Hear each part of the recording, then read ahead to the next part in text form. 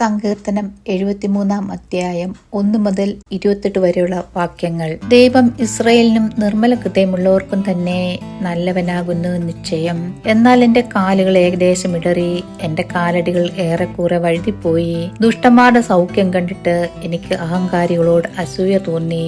അവർക്ക് വേദന ഒട്ടുമില്ലല്ലോ. അവരുടെ ദേഹം തടിച്ചുരുണ്ടിരിക്കുന്നു. അവർ മർത്യരെ പോലെ കഷ്ടത്തിൽ ആകുന്നില്ല, മനുഷ്യരെ പോലെ ബാധിക്കപ്പെടുന്നതുമില്ല. ആഖ്യാൽ ടമ്പമാർക്ക് മാലയായിരിക്കുന്നു, ബലാത്കാരം വസ്ത്രം പോലെ അവരെ ചുറ്റിയിരിക്കുന്നു. അവരുടെ കണ്ണുകൾ പുഷ്ടി കൊണ്ട് ഉന്തി നിൽക്കുന്നു. അവരുടെ ഹൃദയത്തിലെ നിരൂപണങ്ങൾ കവിഞ്ഞൊഴുകുന്നു. അവർ പരിഹസിച്ചു ദുഷ്ടതയോടെ ഭീഷണി പറയുന്നു, ഉന്നത ഭാവത്തോടെ സംസാരിക്കുന്നു. അവർ വായ് ആകാശത്തോളം ഉയർത്തുന്നു. അവരുടെ നാഭു ഭൂമിയിൽ സഞ്ചരിക്കുന്നു. അതുകൊണ്ട് അവൻ തന്റെ ജനത്തെ ഇതിലേക്ക് തിരിക്കുന്നു. അവർ ധാരാളം വെള്ളം വലിച്ചു കുടിക്കുന്നു. ദൈവം എങ്ങനെ അറിയുന്നു? അത്യുന്നതന് അറിവുണ്ടോ എന്ന് അവർ പറയുന്നു. ഇങ്ങനെയാകുന്നു ദുഷ്ടന്മാർ. അവർ നിത്യം സ്വസ്ഥത അനുഭവിച്ച് സമ്പത്ത് വർദ്ധിപ്പിക്കുന്നു. എന്നാൽ ഞാൻ എന്റെ ഹൃദയത്തെ ശുദ്ധീകരിച്ചതും എന്റെ കൈകളെ കുറ്റമില്ലായ്മയിൽ കഴുകിയതും വ്യർത്ഥമത്രേ.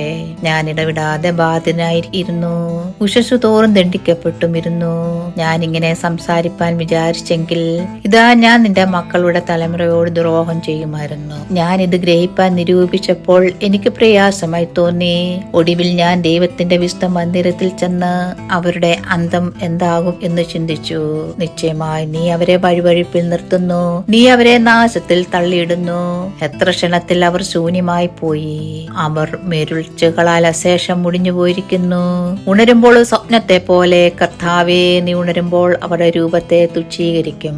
ഇങ്ങനെ എന്റെ ഹൃദയം വ്യസനിക്കുകയും എന്റെ അന്തരംഗത്തിൽ കുത്തുകൊള്ളുകയും ചെയ്തപ്പോൾ ഞാൻ പൊട്ടനും ഒന്നും അറിയാത്തവനുമായിരുന്നു. നിന്റെ മുമ്പിൽ മൃഗം പോലെയായിരുന്നു. എന്നിട്ടും ഞാൻ ഇപ്പോൾ നിന്റെ അടുക്കിലിരിക്കുന്നു.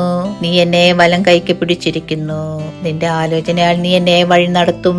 പിന്നത്തേതിൽ മഹത്വത്തിലേക്ക് എന്നെ കൈക്കൊള്ളും. സ്വർഗത്തിൽ എനിക്ക് ആരുള്ളൂ?